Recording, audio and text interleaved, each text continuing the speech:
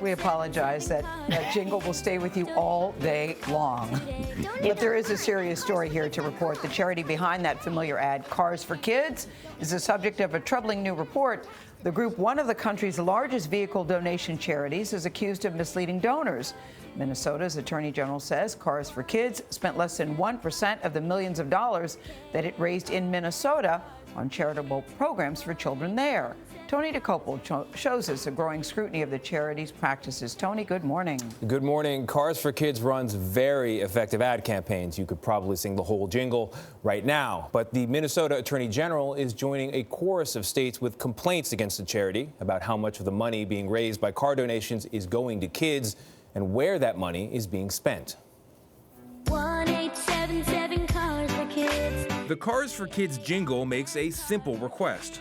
Donate your car today. The song has weathered the wrath of comics. Shut up! Shut up!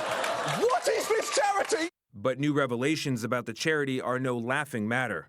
According to the Minnesota Attorney General, between 2012 and 2014, Kars4Kids raised $3 million in the state through car donations, but less than $12,000 went to Minnesota kids.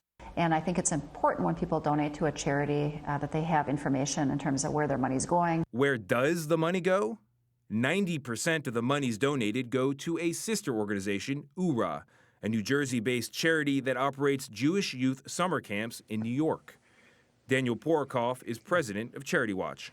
My main concern about Kars4Kids is that people don't know what's really happening with this charity. That's fine if people want to raise money for Orthodox Jews, but they need to be clear and state that's what the purpose is. Kars4Kids issued a statement.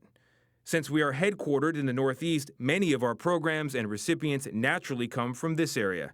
We believe Minnesota residents appreciate that their generous donations to Kars4Kids help children both in and out of state. The Minnesota Attorney General had other concerns as well, claiming that the charity lost almost $10 million in real estate transactions. Norah invested the money and then lost the money, and we think that too is something important for people to know. K-A-R-S. And the 2015 budget for those ads, $17 million, according to Charity Watch, even more than Kars4Kids gave to Norah. So when one makes a donation to Kars4Kids, they're basically paying for those ads. Donate your car today.